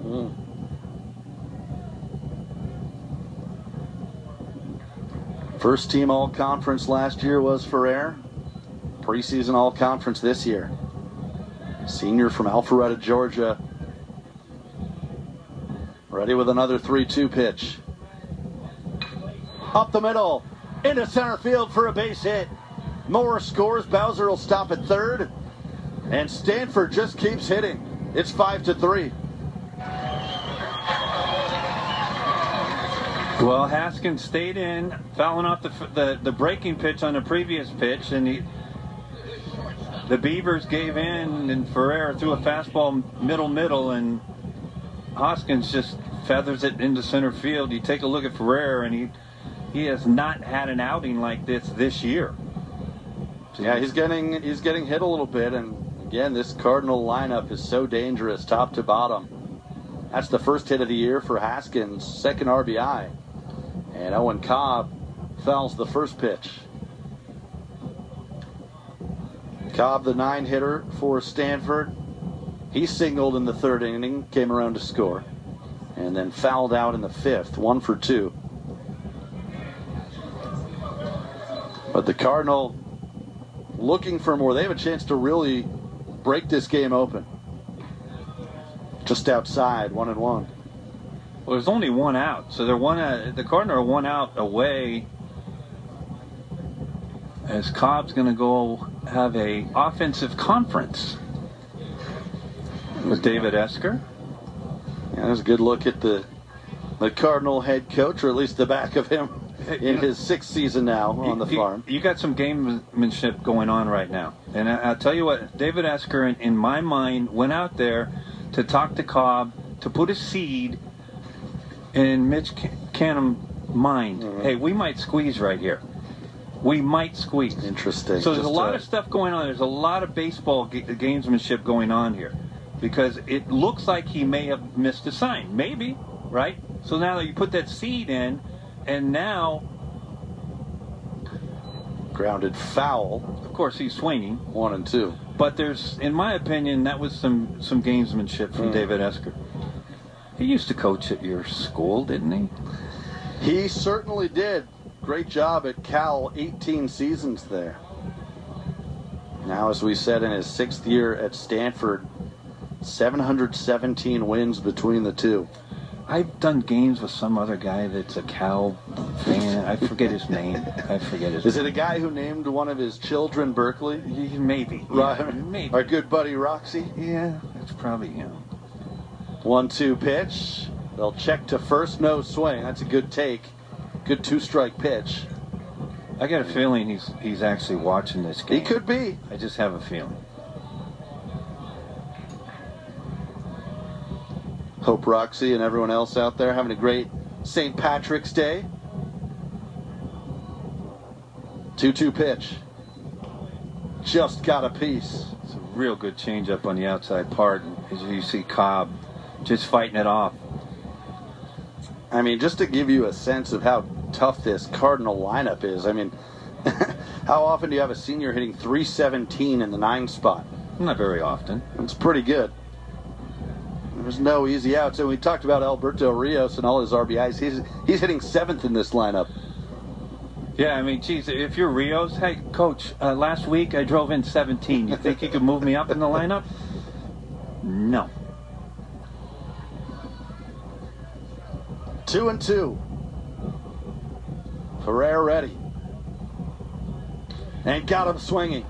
That's just some flat-out cheese, about 93 miles an hour, and that's after 4 consecutive off-speed pitches from Ferrer. How about this for a stat, Wes? Before that strikeout, Stanford was 5 for 6 with runners in scoring position tonight. Yeah, beautiful, but this is just dead red fastball, and Cobb's a little bit tardy. Both teams have been hitting well with runners in scoring position tonight. Oregon State is 3 for 8. The Cardinal now 5 for 7. And here's the leadoff man, Eddie Park. Swings at the first pitch. That's out of play. Did he swing? Really? I mean, more of a hack. I don't know what that was. It was like he was, well, I don't want to, yeah, okay, I'll swing. He's hit the ball hard all 3 times tonight. He's singled, but also a couple of lineouts to center and right. 1 for 3, looking for a big 2-out hit here with the bases loaded, and it's 1-1. Well, you know the big misnomer, and you can tell after I say, you can tell me if that was the right word. Okay. But is that they always say the hitter right, he's lined out, so he's due. No, he's not. He's not. Is that, did I use the word? I think, yeah, you used it right. That's amazing. People are listening like, really? Wow, that's from you?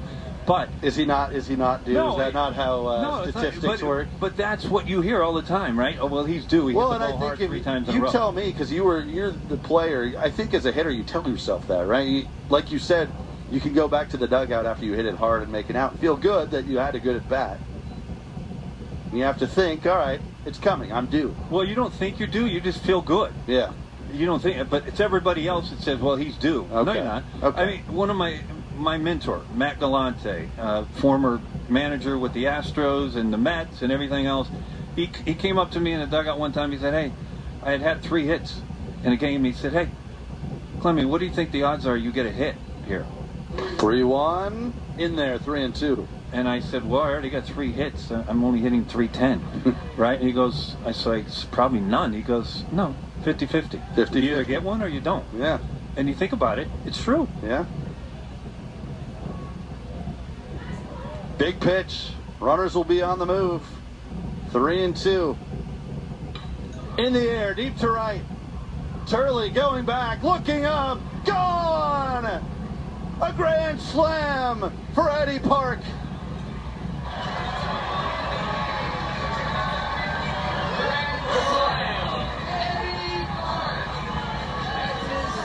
Well, what did we just talk about? Somebody's due, right? He's hit the ball hard. He's due. He's due. I told you he was due, right? 50-50. Look at him. Wow. This is a fastball. This could have been a ball. And I want you to take a look where this pitch was. Well, there you see Ferrer, and he knows, just give me the ball. But this ball was about, in my opinion, 3-4 inches in. And there it is. And it's a tremendous job for Park to get his hands to this ball. And there you see some celebrations ahead of time, but Tommy Troy pops one up in foul territory, and that will end the inning. But Stanford puts up 6 in the bottom of the 6th. Eddie Park, his 2nd home run of the year, a grand slam, and the Cardinal have...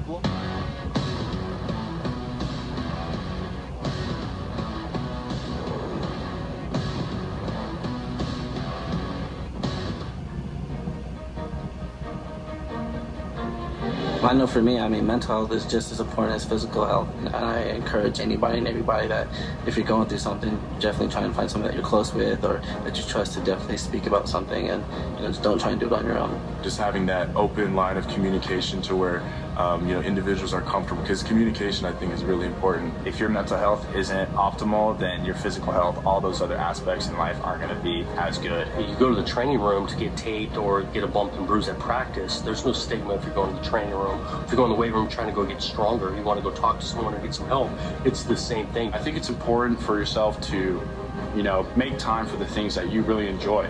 Obviously, football's important, but it's not life. We just need to be there for each other. We need to love one another. We need to take mental health serious. Just acknowledge that everybody's fighting an internal battle that we might not see.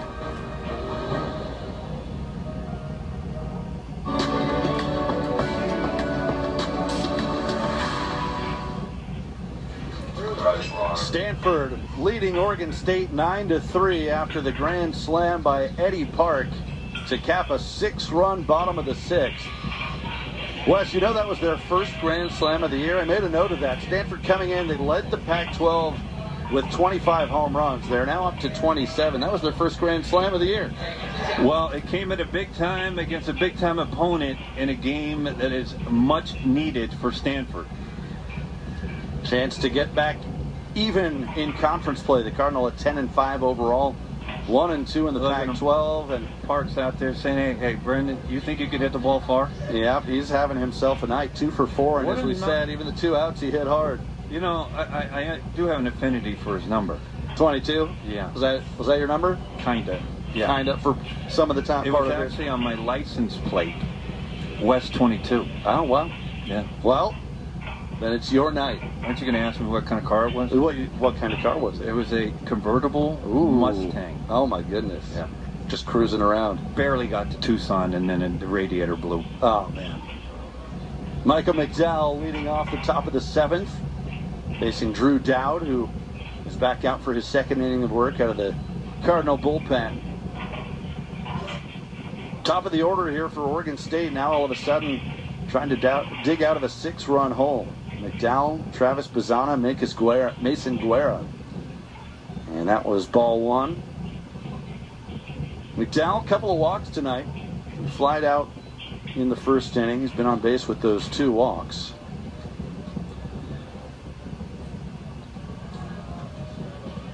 One and 2.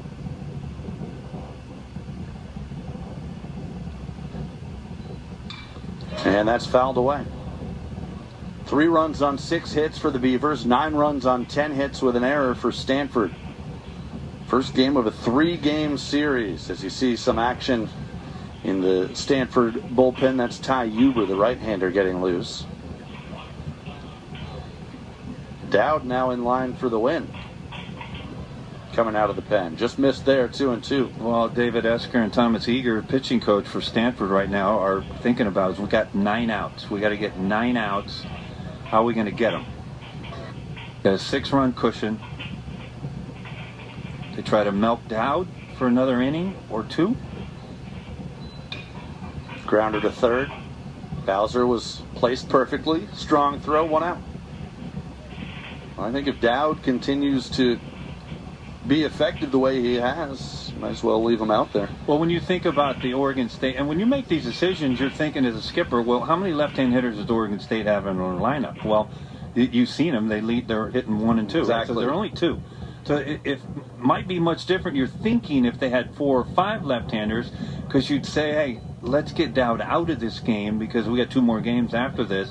Obviously, you need to win game 1.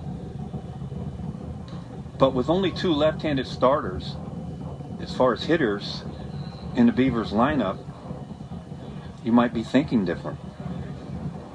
Bazzana singled his last time up, the little soft looper into shallow left, actually just past shortstop. He's 1 for 3. Did it leave the infield? Yeah, maybe not. I guess that's actually an infield single, but it did snap a little bit of a drought for him. He was over his previous 13. Has the average up to 344 after that hit.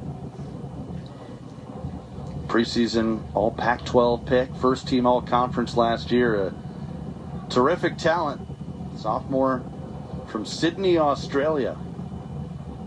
Australia with the big upset in the WBC right off the bat when they beat Korea. That's right.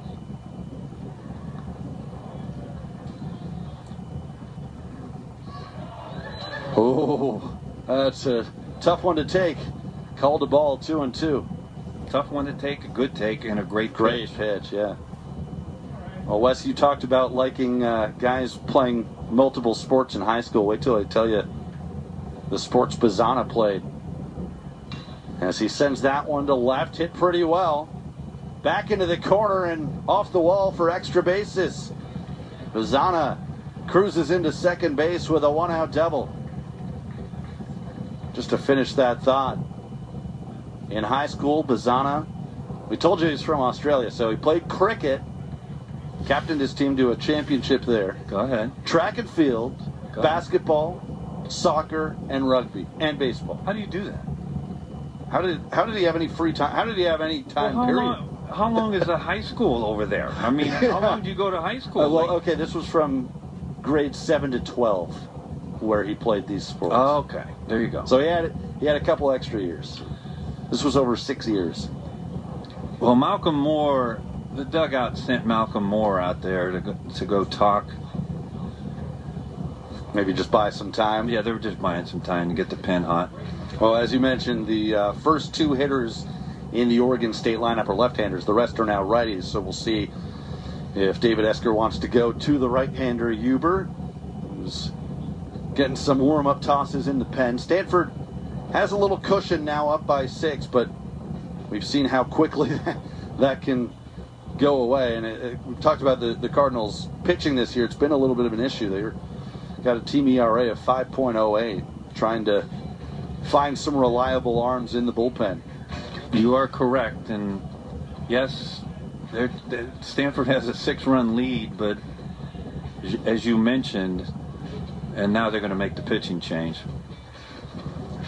So Guerra will be the batter. Looks like he'll be facing Ty Huber, as here's the slow walk out from the Cardinal bullpen. Let's see if I assume they're going to make this change, but I'll wait till I see a signal. Well, what am I, 1 for 1 on bets? I'm gonna unofficially, yeah. I'm going to double down right double now. Double down, okay. And just bet that $2.8 million. Okay. That they're making a pitch. I think it's a good bet. They sent out McDowell to buy a little time, and there's the signal to the bullpen.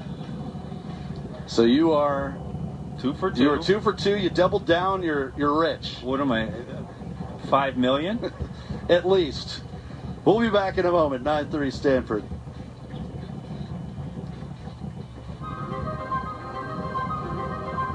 You really have to be determined and have that athlete's mindset. Every day coming in, doing what you got to do, giving 100%. And you're certainly not going to win just on your ranking. You got to bring it. That's just really what separates being good from being great. Let's go. Catch your jaw. Time to go to work. It is one of the most amazing scenes in all of college athletics. It was a brilliant display of competitiveness, and that's what this place stands for. The things that they battled through, and to come out here and have a dominating performance, it means something. I love this. I want to go back to college. Have we got a treat for you today? This is a monster waiting to explode.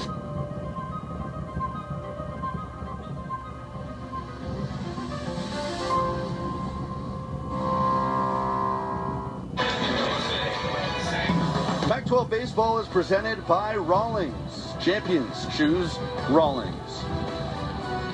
Pitching change here at Stanford. The Cardinal leading at 9-3. They go to the right-hander, Ty Huber, sophomore from Cameron Park, California, Ponderosa High School. He's been very good this year in 3 appearances. 8 innings of work, just 1 run allowed. 8 strikeouts. He has walked 8. And that's been the problem. That's been, well, we talked about it's been the problem for the whole pitching staff at this point. Yeah, ordinarily you'd say ERA 1.13, innings pitched 8 punch outs, right? 8 strikeouts, 8 Ks. And just 6 hits graphic. Allowed. But the 8 walks has been the problem. See if he can come in and throw strikes tonight. He's got a 6-run lead, runner on second base, and 1 out. Comes in to face Guerra and Forster, 3-4-5. So you got the heart and the meat of this Beaver lineup right now. And if you're the Beavers, you're not trying to score 6 on 1 swing. You're just trying to get base runners. How do you make a comeback when you're chasing a lot of runs are base runners? Not home runs. You want base runners on the bases. You want the pitcher to throw from the stretch. You want them to see the runners. Well, we saw what Stanford did last inning. They obviously had the grand slam, but before that it was just base hit, keep it moving. And it turned into a 6-run inning. See if the Beavers can do that. We talked a little bit about Oregon State's offensive struggles this month, only hitting .239 in March. They did score 12 runs in their last game, a win on Wednesday against Nevada, but still trying to get their offense really going in high gear. They've left 6 runners on base today as well. So they've had chances. You fans at home, you see that 20 seconds right there? That's the 20-second clock. That's your favorite part of the game, Wes? Yeah, good one. As we talked about, it's not just college baseball now. It's every level of baseball, including the big leagues, putting in that pitch clock this year. So here's Guerra. And he takes ball 1. Guerra, an RBI double his last time up. He's 1 for 3 tonight. Came in batting .333 on the season. Got a home run, now 10 RBIs. 2-0. So at least early on, Huber has not been able to find the strike zone. Well, it's 2 off-speed pitches in a row. Let's see if he comes with a fastball here. 2-0 pitch. That's in there. Guerra, a sophomore from Beaverton, Oregon, went to Westview High School. Another kid with good size, 6'3", 203 pounds.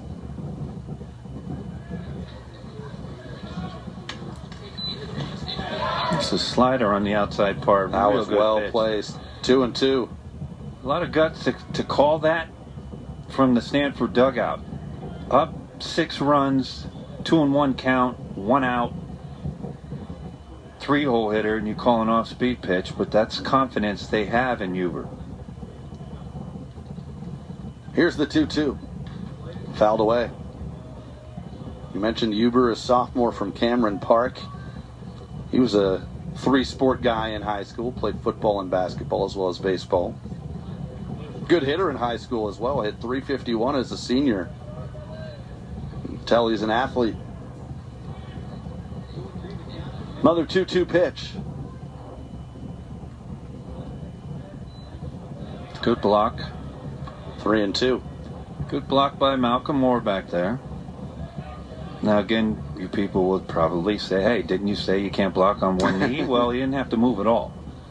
The ball was right where he was at. 3-2, full count. Garrett Forrester on deck. And that's ball 4. And this is where, again, for me, in my mentality, I think you know what I'm going to say. Sure. Is that when you're up 6 runs, exactly, you don't want any free passes. Well, and you were just saying, if you're Oregon State, what do you want right now? You want base runners. However you get them, and you just gifted them one. And you do not, you want to, if, again, the thinking could be, well, if we throw Forrester a ball right down the middle, he can hit out of the yard, and now it's 9-5.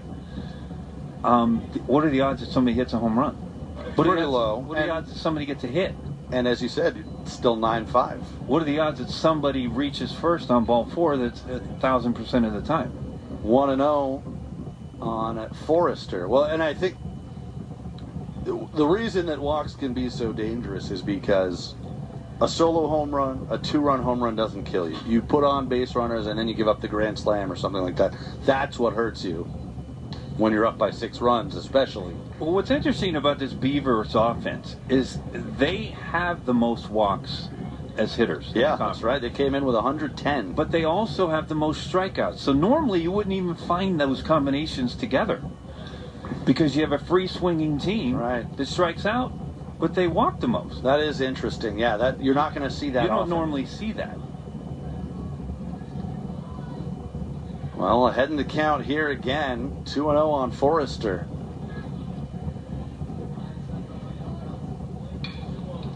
Sends it down the right field line. That's curling foul. And into the Stanford bullpen. 2-1. Oregon State has drawn 5 walks tonight. So now 115 for the season to lead the Pac-12.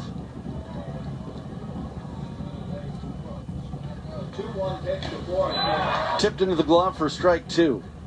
That's so just from dead red. 2-0 to 2-2. Dead red fastball, middle up. Forrester 0 for 3 tonight. Run scored. Came in hitting .339. 2 home runs, 11 RBIs for the junior. 2-2 pitch. 3-2. Now we're there again. Back-to-back hitters. 3-2 count. Ruben Cedillo on deck. He homered earlier tonight. Now, I'd be more inclined to say that you will see a fastball here just for the reason that we've seen Forrester be tardy on the fastball. And back-to-back walks. And just like that, Oregon State has loaded the bases with 1 out. So the Beavers have an opportunity now to get right back in this game. And again, the walks continue to be an issue for the Cardinal. Well, again, if you're going to walk 2 in 1 inning and load the bases, it's good that you have a 6-run lead. That's the only positive you can talk about right now. And if you're the Beavers, you're thinking, let's change that. With 1 swing of the bat, Cedillo could put up a crooked number. As we mentioned, he homered tonight, 1 for 3. And he takes ball 1. Well, when you think about this, we talk about the home run a lot, right? And we talk about in MLB, but 2 doubles and the score is 9-7. Yeah. That's just back-to-back doubles. That's all it is. 1 double here maybe clears the bases. Well, you probably wouldn't clear the base. It could, but you're probably going to get him held up at third. Right. Unless he can just walk home. And speaking of Forrester, but if Forrester can score on a double right now, that ball has been lost out there. Bazana on third, Guerra on second, Forrester on first. 1-1 the count on Ruben Cedillo. Beavers trying to get back in it. In the air, hit well to left. Rios looks up. Would you believe it's a grand slam? Oregon State matches Stanford with a grand slam in back-to-back innings. And they're back within 2.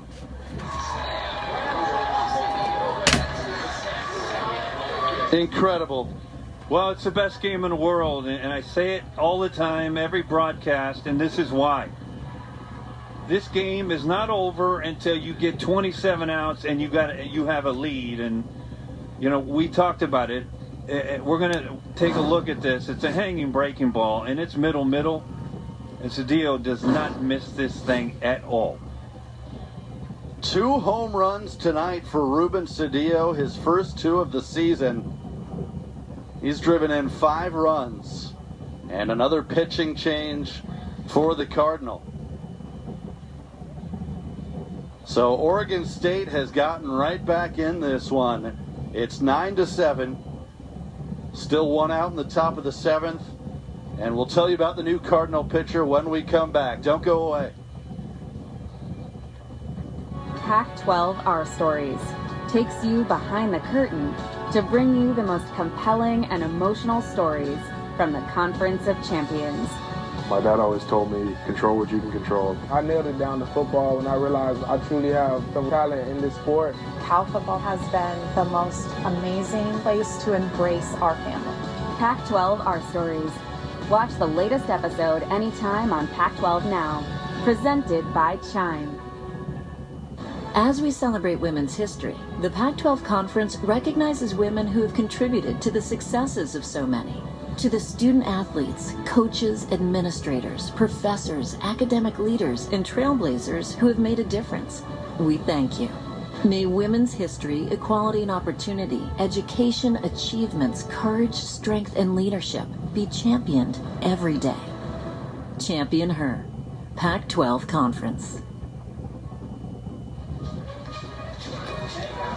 What a game we've got on this St. Patrick's Day at Stanford. The Cardinal holding on to a 9-7 lead over Oregon State.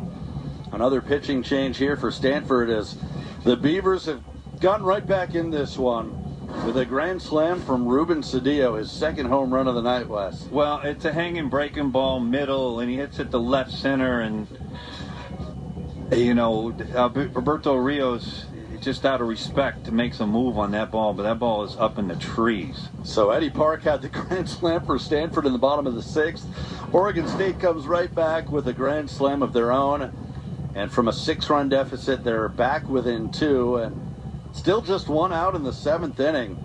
What a game to start this 3-game series between Pac-12 powers. New pitcher here for Stanford. The right-hander Brant Panzer, Jr.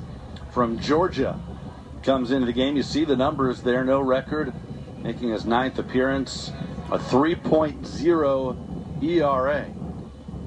13 strikeouts, and you'll like this, Wes. No walks in his 12 innings. I got my finger on the monitor right here, and that's beautiful. You got 12 innings pitch, no walks. So he'll face Mikey Kane, who swings at the first pitch and skies it into shallow left. Rios comes in, and that's the 2nd out. What a game this has been. Back and forth. Oregon State took the 1-0 lead. Stanford then went ahead 3-1. Beavers tied it up with runs in the 4th and 5th. And then the Cardinal exploded for 6 in the bottom of the 6th inning. You thought maybe game over, not so fast. Oregon State with a grand slam here in the 7th to get back within 2. How are those shutdown innings to go in this game? Yeah, not so great, but it makes for entertaining baseball. Gavin Turley at the plate, 0 for 2 with a walk. Well, you're not surprised when Stanford leaves the yard, hits home runs, right? I mean, they led the league last year. Mm-hmm. They had an ungodly number in the last 30 games of the year last year. I want to say they hit 72. I'm just going to throw that out there. I'm sure I'm wrong. Let's see how close you were. But it was a lot. It was insane how many they hit, I believe, the last half of the year. Couldn't hold up the swing there, 1-2. Well, Oregon State can leave the yard as well. They've got 2 home runs tonight, now 22 on the season. Stanford has 27 this year.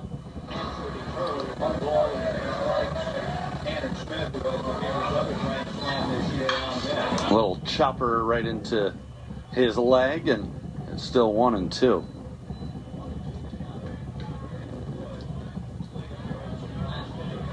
Stanford last year hit 118 home runs in their 65 games. That's a lot. That's a lot. Carter Graham leading the Pac-12 with 22 of them as a swing and a miss, and that will end the inning. But Oregon State gets back in it with the grand slam from Ruben Cedillo. Time to stretch at Stanford. Cardinal up 2.